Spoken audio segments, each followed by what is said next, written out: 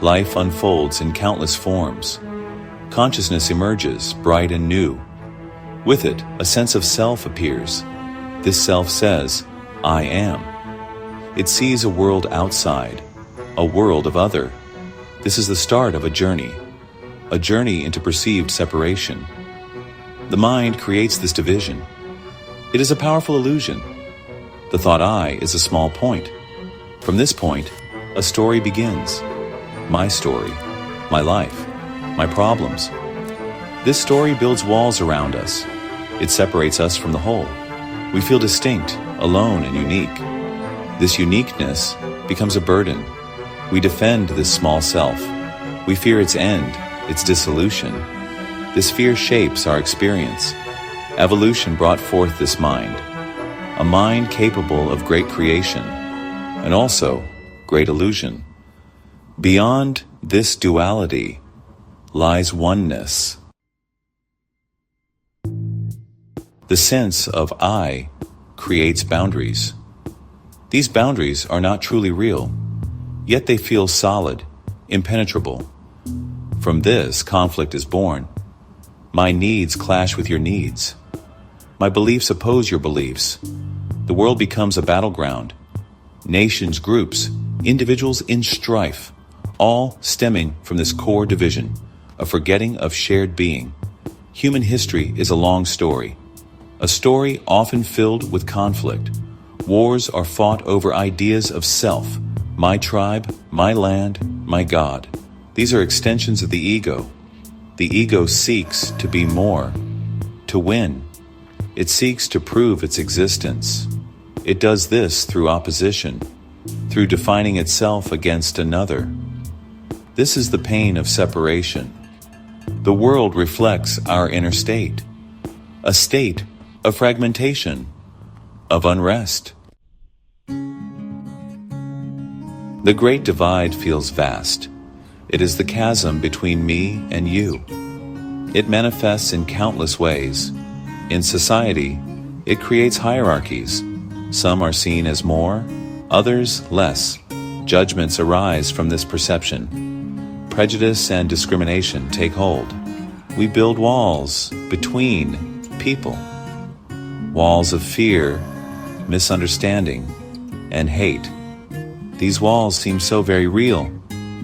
In personal relationships, it appears, the feeling of not being understood, the pain of loneliness even with others. We project our needs onto others. We expect them to fill our emptiness. But the emptiness comes from within. It comes from the illusion of lack, the belief that we are incomplete. This belief fuels endless seeking, and often endless disappointment. The mind clings to its positions. I am right. You are wrong. Then, something begins to shift, perhaps through great suffering, or a moment of profound stillness. A crack appears in the ego's wall. A gentle stirring is felt within. This is the first light of awakening, a questioning of the old ways, a sense that there must be more than this constant struggle, more than this feeling of separation. This stirring is often subtle, a quiet whisper beneath the noise. The mind may try to ignore it. It may try to label it, dismiss it. But the call to awaken persists. It is the call of your deeper being, the timeless, formless consciousness. It invites you to look beyond thought, beyond the conditioned patterns, to discover who you truly are. Moments of presence may occur, times when the mind is quiet. Section 5. The heart opens, embracing unity. As awakening deepens, the heart opens. The rigid boundaries start to soften. A sense of empathy begins to grow. You feel the suffering of others, not as separate from your own, but as part of a shared experience. This is not sentimentality. It is a profound recognition, a recognition of shared consciousness. We are all expressions of the one life. The great divide starts to narrow. The walls built by the mind become transparent. You begin to see through the illusion of absolute separation. There is a growing sense of connection, not just with other people, but with all of life, all of existence. A feeling of belonging to something vast, something sacred and interconnected. This is the softening of the self. Love is no longer just an emotion. It becomes a state of being.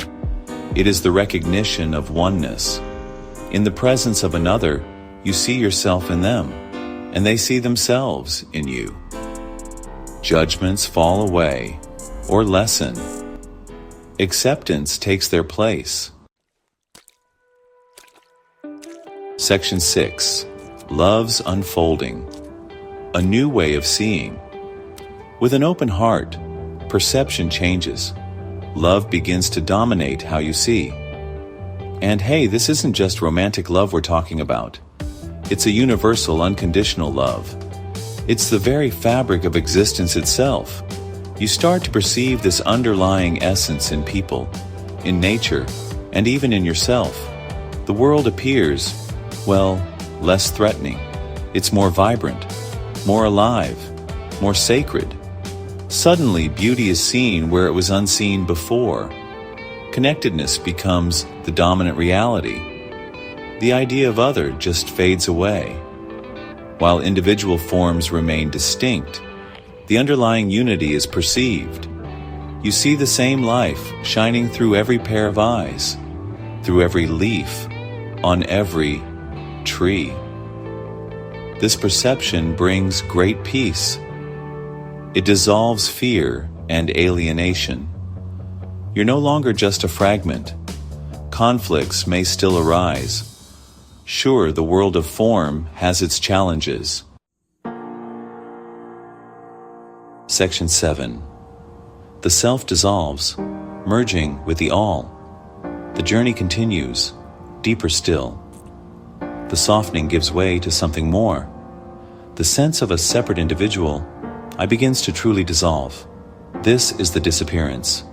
It's not annihilation, as the ego fears. It's an expansion, a liberation. The drop merges with the ocean, realizing it was always ocean. The illusion of separation ends. The personal self, the story of me, is seen for what it is, a temporary collection of thoughts, memories, conditioning, and sensations. It has no ultimate independent reality.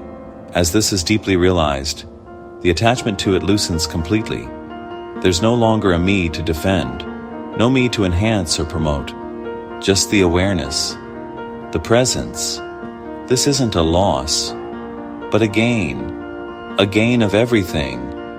By losing the little self, you become one with the universal self. Section 8. Beyond Form. The ocean of non-duality.